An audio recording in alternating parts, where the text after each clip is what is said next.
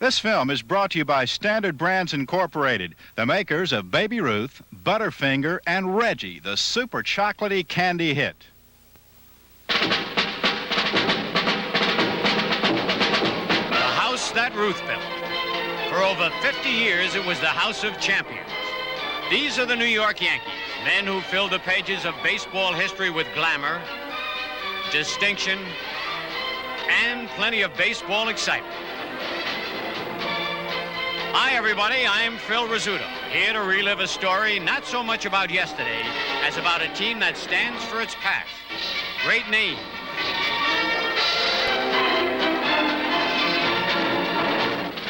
Great moments.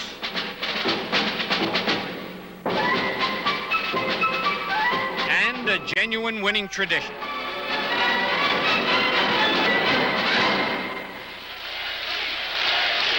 When you talk about great names and great moments, this is one of them. October 18th, 1977.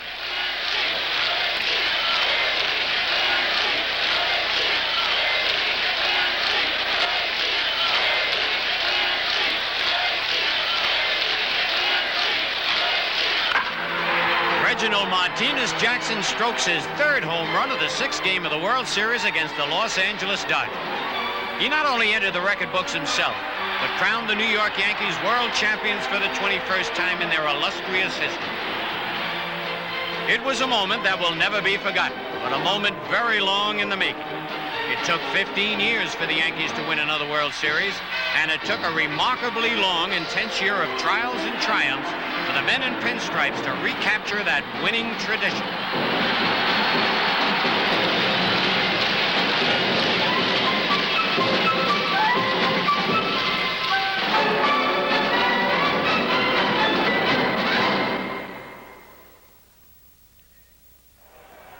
Tradition. The monuments in center field stand as a memorial of the Yankees' glorious past. And determined to maintain that tradition and recapture past glories in the house that Ruth built, principal owner George Steinbrenner. Well, I want them to be a representative team. I really want to, if I could capsulize it, I'd say I want them to be representative of New York. I want them to go everywhere and have everybody say, well, they're the New York Yankees. And I want a positive thing out of it for New York. They better represent themselves like Yankees in the same pride and tradition of the era in the past and the people that have come up through the Yankee organization. And Steinbrenner's goal was to give Yankee fans a world champion. To do it, he moved aggressively in the free agent market to sign some proven champions. Reggie Jackson, an undisputed superstar who led the A's to 3 world titles. Don Gullett, pitching ace of 2 Cincinnati championship years, and the owner of the best one-loss percentage of all active pitchers. To complete their dream squad, the Yankees traded for Bucky Dent, a fine young shortstop. Would all these star additions to a clubhouse already filled with stars create more pressure to win now than the year before? One hero of the 76 pennant winners, Chris Chambliss, didn't think so. Not at all. Ever since I've been with the Yankees, we've been expected to win. I think the word Yankee just means, you should go out and win. So the pressure is not from that standpoint. It's just from playing good teams and competition on the field. The Yanks were expected to top their competition, but some questioned if they could do it with such diverse personalities. The fans didn't question anything. They just came out to the stadium to see some good baseball. After all, once it's time to play ball, questions are answered on the scoreboard. Thurman Munson, the leader of the 76 pennant drive, set the pace for New York in the early part of the season with a hot bat that drove the runs home.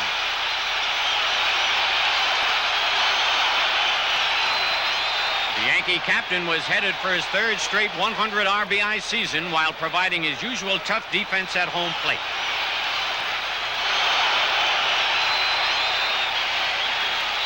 Young Willie Randolph also helped keep the Yanks rolling with plenty of all-out effort.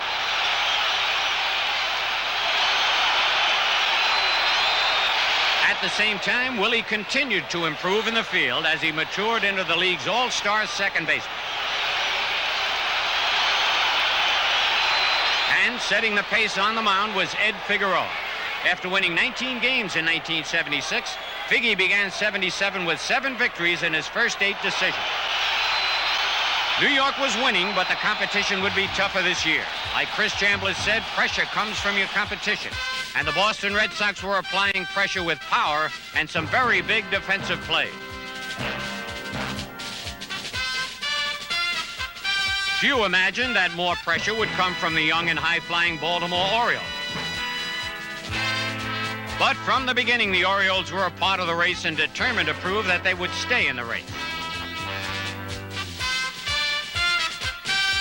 Even if some people found that a little hard to believe. The three-team scramble proved to be the fiercest divisional fight in baseball, featuring bruising action. High pitches that can lead to high emotion.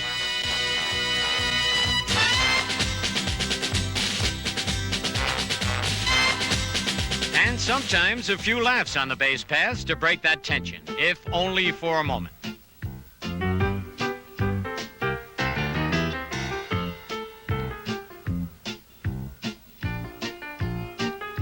Holy cow, Pat Kelly actually gave away a home run. He'd like to get it back, but it isn't going to come back. Now here's Carl Yastrzemski giving away his glove. This he will get back, but the ball's still gone. And now Lou Piniella giving it his downtown swing, all the way down. Well, ball players will give it all they've got to win a pennant, and so will their managers. Here they are at their best or worst, according to your point of view.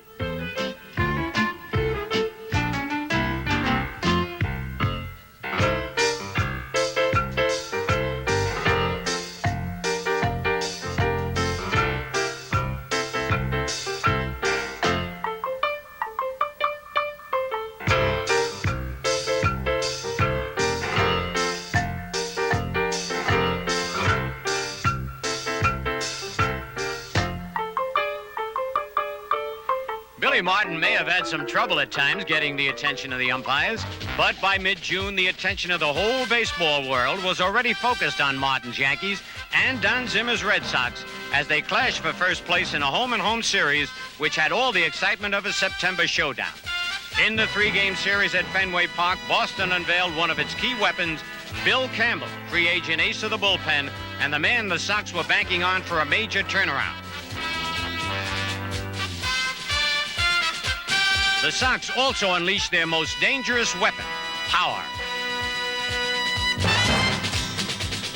The Yankee pitching staff was shell-shocked by a record 16 home runs in 3 games. The Yankees, well, they didn't hit any.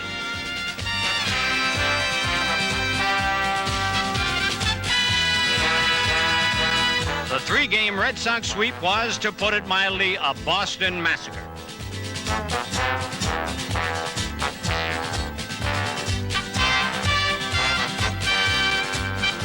Not only did the massacre set the Yanks 2.5 games back of Boston, it also helped ignite a fuse in the Yankee dugout.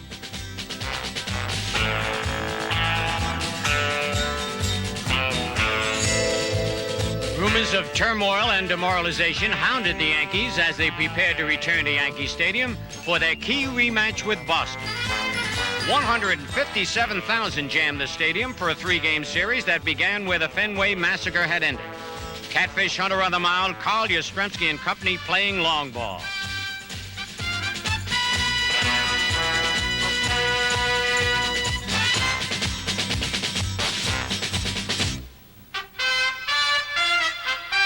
Three early homers accounted for 5 runs for Boston before Catfish, still struggling with injuries, got tough and silenced the big bats the rest of the way.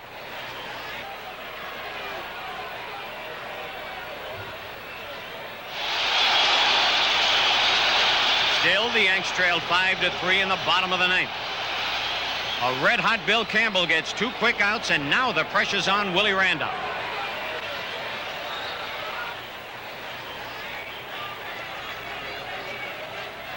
And he gets something going.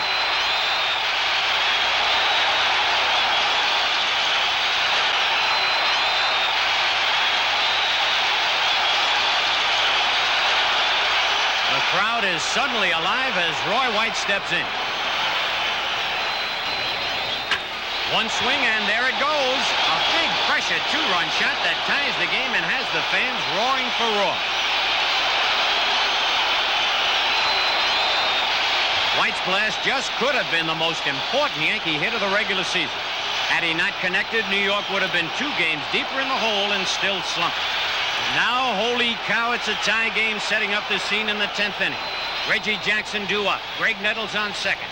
Billy Martin, the man who had confronted Jackson a week earlier, is now saying, "Come on, Reggie, let's win this thing and go home."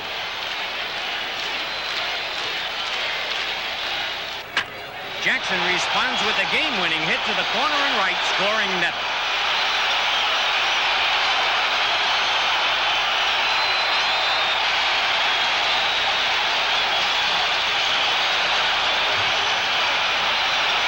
The wild celebration tells a story that will surface again during key moments of the season. Victory when the pressure is most intense, keyed by a combination of 76 Yankees and some very important newcomers. Another one of which is Jackson's sometimes defensive replacement, Paul Blair. Blair capped off New York's 3-game sweep over the Red Sox with this hit in the bottom of the 9th of the last game. Togetherness brought about through the test of pressure.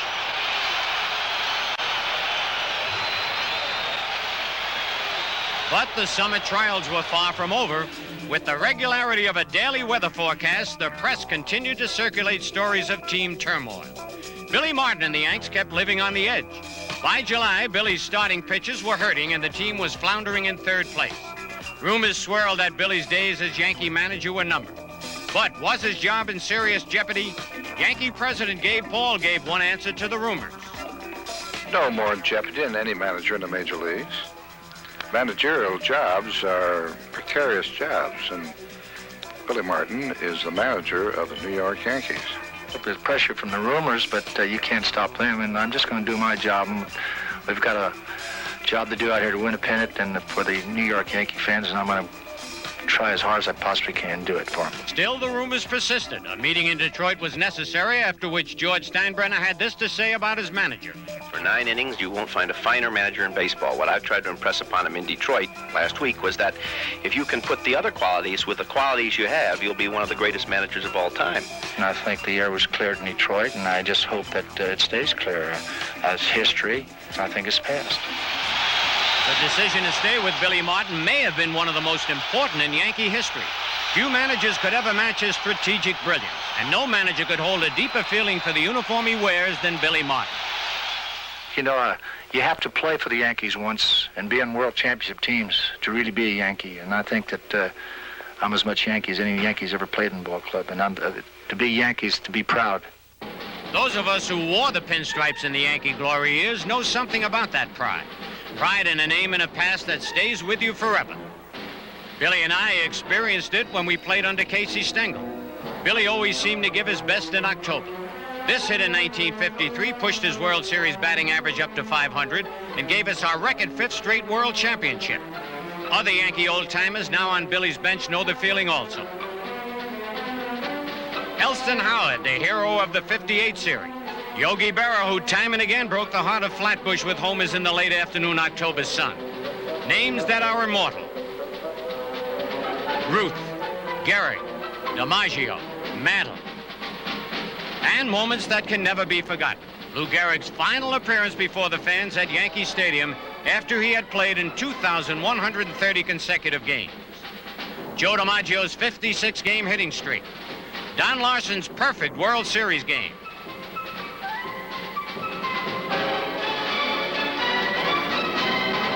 Roger Maris's 61st home run. Pride in the pinstripes may sound to some like the sentimental echo of an outlived past. But don't tell it to Billy Martin.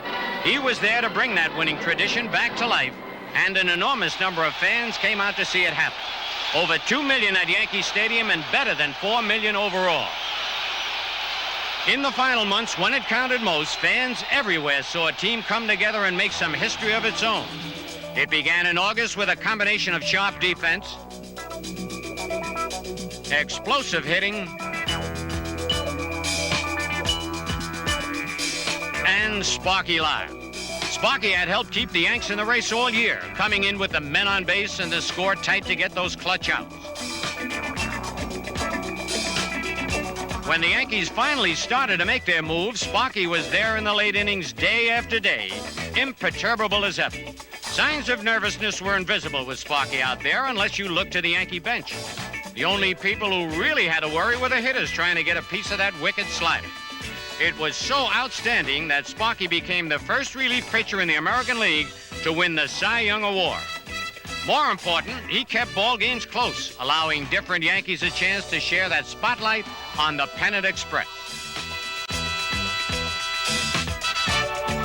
Newly acquired Cliff Johnson was one of several Yankees who thrilled the home crowd with late-inning power blasts.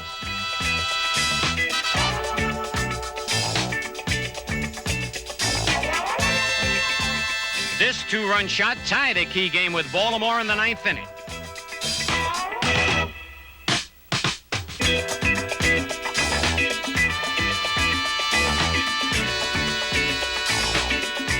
In the 10th inning, Reggie Jackson won it with another big blow.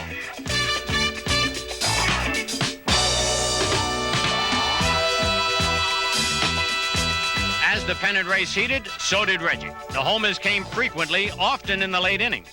This was just one of 19 game-winning hits by Reggie in '77.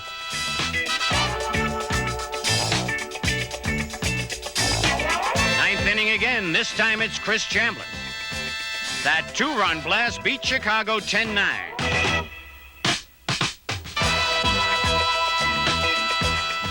It also brought back a few memories of Chris's pennant-winning homer against Kansas City the year before.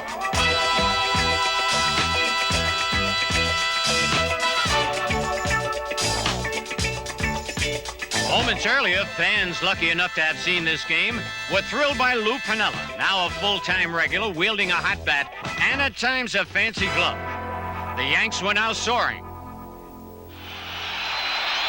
The opposition was scowling as different heroes did their part. Thurman Munson cutting down the base runners.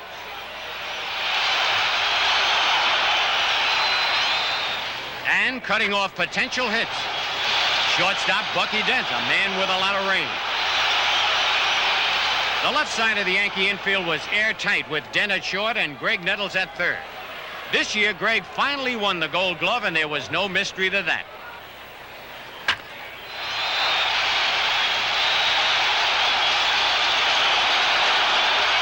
Adding more acceleration to the Pennant Express was Mickey Rivers, who had the speed to patrol the vast depths of center field at the stadium.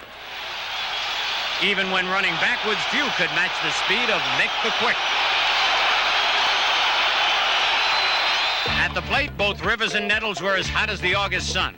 During one mid-August streak, Rivers was unstoppable, going 13 for 17 as the Yankees stormed into first place for the first time in well over a month. At the same time, Greg Nettles was on a power rampage, blasting out his biggest numbers ever in home runs and RBIs. Add his runs scored and RBIs together, and you have over 200 runs produced in 1 year by Greg Nettles.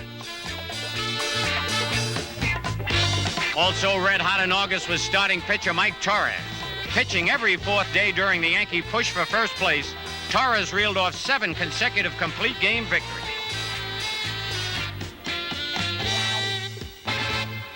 That was one answer to the pitching ailments in the starting rotation, but there were others. Like Dick Tidrow. Once inserted into the rotation, the Yanks won every game he started. Another blessing for Billy was the healthy return of Don Gullett, who, despite injuries, managed to have the best winning percentage on the club. But Martin's real ace in the hole came out of nowhere. Slim Ron Guidry, a Cinderella who refused to be a pumpkin. After getting his chance as an emergency starter, Guidry just got better as the season progressed, with a fastball that shocked the entire league. It was still a tight race on September 13th when Boston arrived at the stadium for the last really big series of the regular season. A standing room only crowd filled the house as Billy Martin confidently called on Guidry to start the opener. With tension building everywhere, the left-hander was sensational as he went all the way to nail down a big 4-2 victory. In the second game of the crucial series, Reggie Jackson took center stage as only he could do it. In the field, he helped keep the game scoreless through 9 innings with 2 outstanding plays. Just watch them.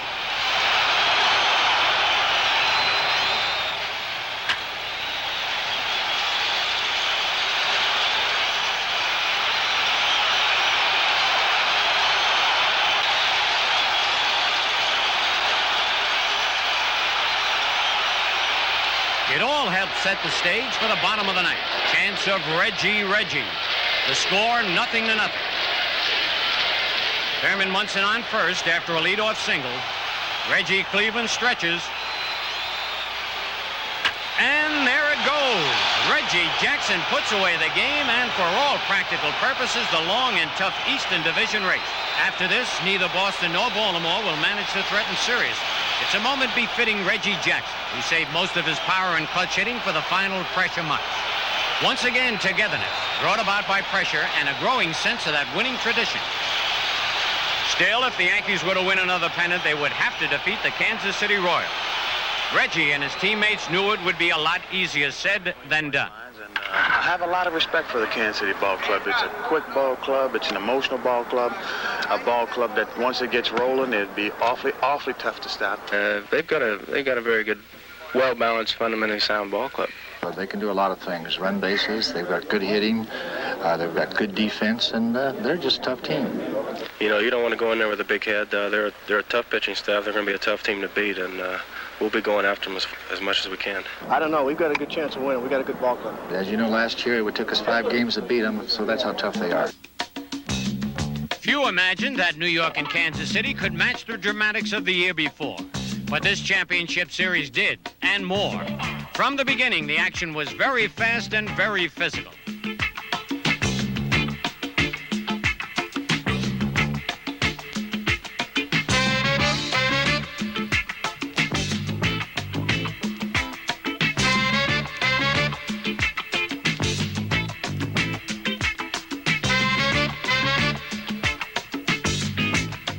Kansas City was pressing hard on New York, but Hal McRae's body block into Willie Randolph may have been just what the Yankees needed. They'd lost the first game and were in danger here in the second game, but that play fired the Yanks up. They scored 3 runs the next inning. And a little later, Willie Randolph got a chance to answer the Royals.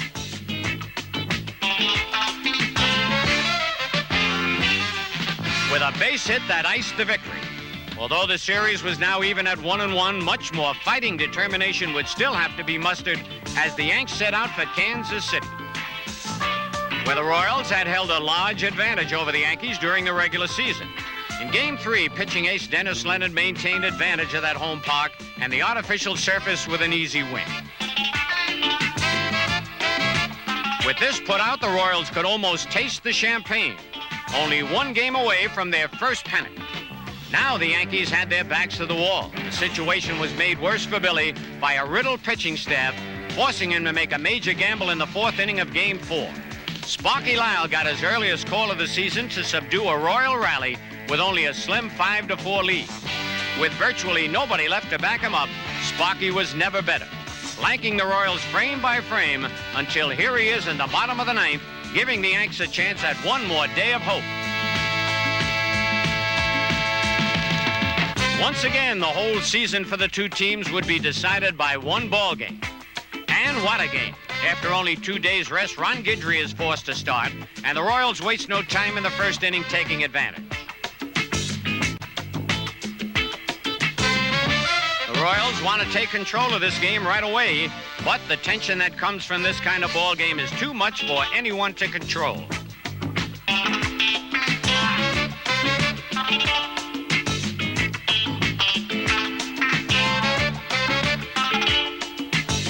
Fortunately, amidst this storm of angry bodies, some cooler heads remind them that the real fight here is for the American League pennant. And in that fight, the Royals are holding a 3-1 lead.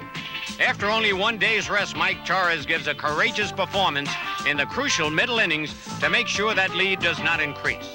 In the 8th, a clutch RBI was supplied by Reggie Jackson, narrowing the lead to 3-2.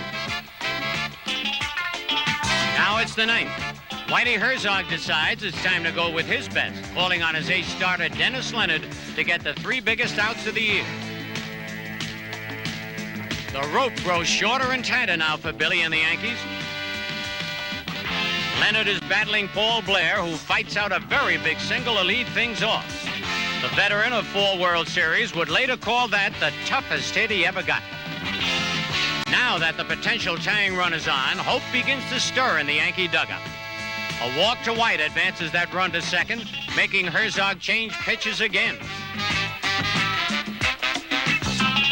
Now it's Larry Gora facing a red-hot Mickey Rivers. Casey is thinking bunt. But Rivers swings and rips a hit to right, and Blair streaks home to tie up the ball game. Pressure, now a Yankee ally, has taken an about face for the first time in 3 days. Another pitcher, Mark Littell, tries to slam the door, but Willie Randolph forces it open with a drive to deep center, a 400-foot sacrifice fly that brings Roy White home with the go-ahead run. The Yanks are a team that thrives on pressure, but who would have imagined this? They score 1 more before shocked onlookers in Kansas City. And when you need just 3 more outs for a pennant, it's time again for Sparky Lyle. Fred Patek, the Royals' star of this series, hits into the game-ending double play.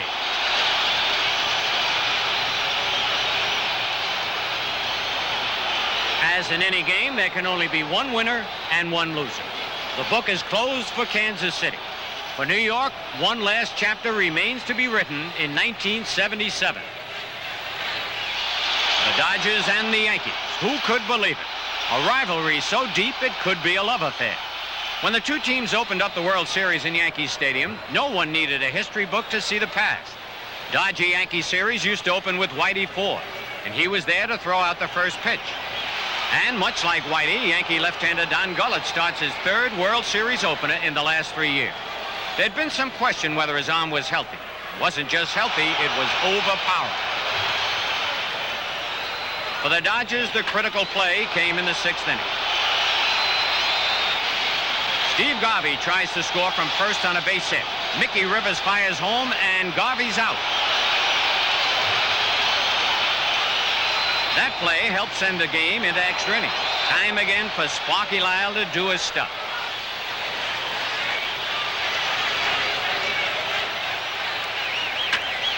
And Greg Nettles, too.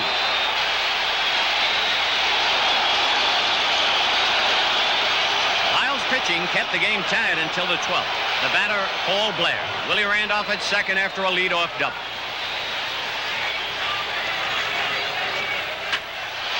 Blair comes through again. Randolph scampers home with a winning run. The Yankees lead the series 1-0 thanks to another heart stop.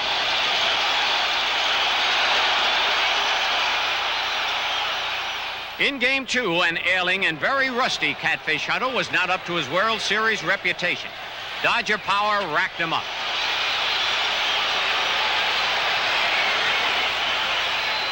It was no contest. The series was even at 1 game apiece. Out in Los Angeles, there was a lot of talk about all that Dodger power. Dusty Baker reached Mike Torres in Game 3 for a big 3-run blow. Reggie Smith knew it was gone, and so did the Dodger fans. But that was all they'd have to cheer about. The Dodgers were held scoreless the rest of the way by a tough and determined Mike Torres. Dodger ace Tommy John had other problems. Some smart Yankee hitting. Thurman Munson set the example by taking the outside pitch to the opposite field, and the runs began to roll in. The Yankees, like Reggie Jackson, followed suit. It all added up to a 5-3 win and a 2-1 Yankee lead in the series. In Game 4, L.A. went for the fences again. Ron Guidry was nursing a 3-2 lead when Ron Say powered one to left. Watch Lou Piniella time his lead perfect. Up to that point, it was the play of the series as Guidry wrapped up the victory and gave the Yanks a commanding 3-1 edge. Virtually overlooked at the time was the emergence of Reggie Jackson's power stroke. He hit 2 homers in Los Angeles, 1 in his last at bat of the 5th game.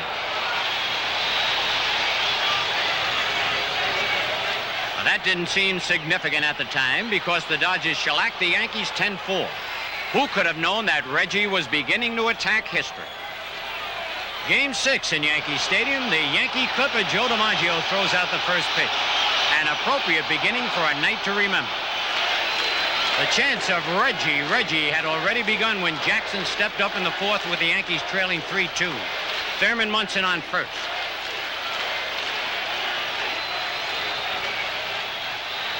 One swing and suddenly the score is 4-3 New York.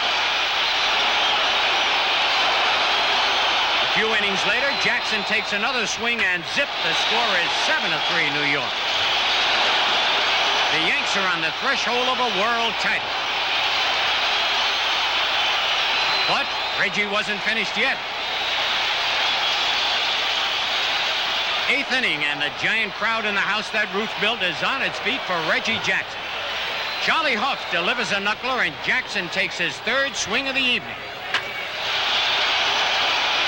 Deep into the center field bleachers, territory once reserved for the names like Ruth and Mantle. Yankee fans have waited a long time for this world championship, but now they've seen something that has made that wait more than worth it. A touch of baseball wonder. The 3 homers tied Babe Ruth for the most ever hit in a series game, and records of 4 in a row and 5 in a World Series are Reggie Jackson's alone. All the doubts and torments of a pressure-packed and sometimes torturous season have been set free in this crowning moment of true baseball glory. The kind of glory George Steinbrenner, Billy Martin, Thurman Munson, Reggie Jackson, and the rest of the Yankees set out to find. Glory to match the Yankee past, the glory of that winning tradition.